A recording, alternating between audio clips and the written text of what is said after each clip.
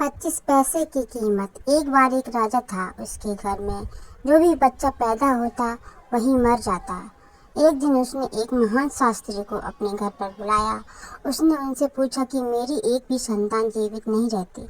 शास्त्री जी बोले, मैं तुम्हें वचन देता हूँ, तुम्हारे घर में 9वें महीने में से लड़का जन्म लेगा जिसके गाल पर तिल का निशान होगा और वही बच्चा आपको जीवित रहेगा। वो ये कहकर वहाँ से चले गए। ठीक उसी प्रकार 9 महीने में रानी के लड़के को जन्म दिया और गाल पर एक तिल का निशान भी था। राजा ने देखा जो बात शास्त्री जी ने बोली थी वो बिल्कुल सच हुई। वह बहुत खुश हुए। उन्होंने पूरे राज में मिठाई बांटी। उसने अपने वजीर को कहा, जाओ और उस शास्त्री को बुला कर लाओ।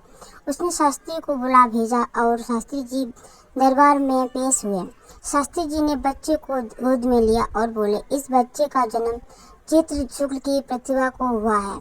इस पर थोड़ा दोष है जिसका भार तुम्हें उतारना पड़ेगा, नहीं तो अनर्थ हो सकता है।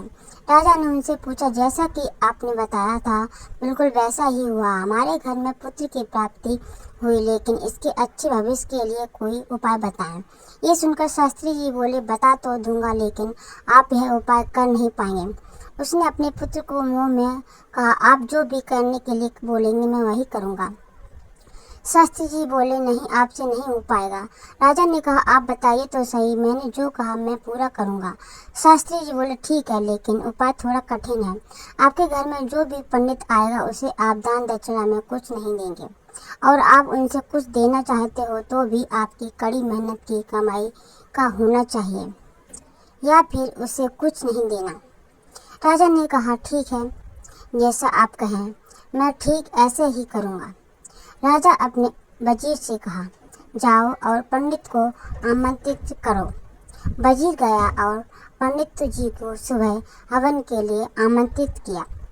पंडित ये सुनकर बहुत खुश हुआ कि राजा के घर से निमंत्रण आया है, पता नहीं वहाँ से क्या क्या मिलेगा।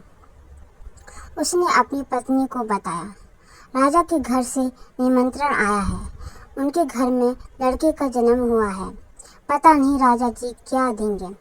वे दोनों बहुत ही उत्सुक थे। उसी रात राजा ने अपना रूप बदल लिया और अपने फटे पुराने कपड़े पहनकर रात को निकल गए। उसने अपने से दूर एक गांव जाकर काम की तलाश की। उसे एक लोहार के घर में जाकर काम मिला। लोहार ने कहा, तुम्हें इस काम के लिए 25 पैसे मिलेंगे।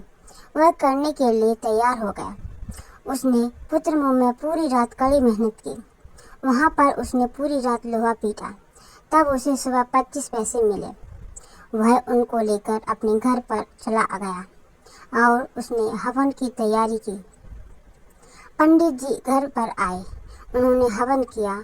हवन करने के बाद उन्होंने उस पंडित जी को खाने को भी नहीं दिया और दान दक्षिणा भी नहीं दी, जैसा कि शास्त्री जी ने बोला था।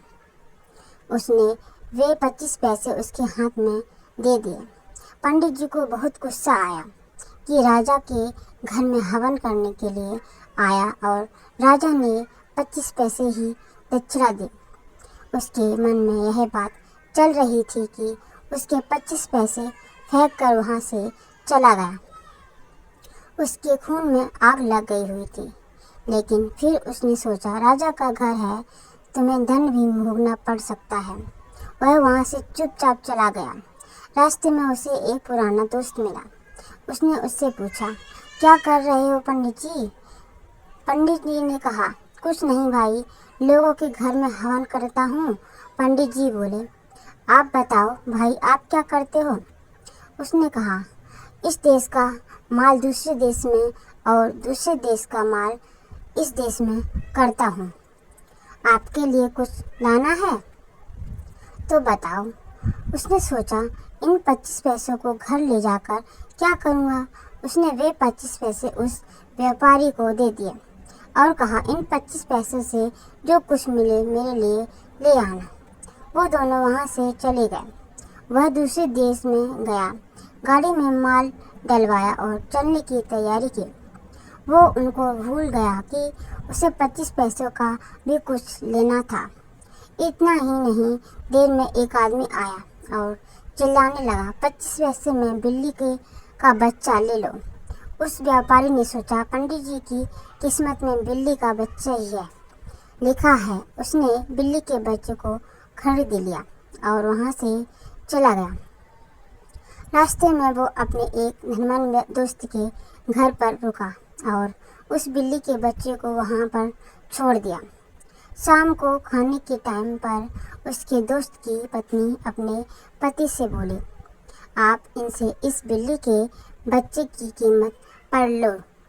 उसने कहा, हम बचपन से दोस्त हैं, वो हमें मना नहीं कर सकता। वो बोली, फिर भी इसकी अमानत है, एक बार पूछ लेना ही ठीक है। उसने अपने दोस्त से पूछा, ये बिल्ली का बच्चा मुझे चाहिए है। उसने कहा कि आप मेरी जान मांग लो, मैं वो दे दूंगा, लेकिन ये किसी की अमानत है, मैं यह नहीं दे सकता।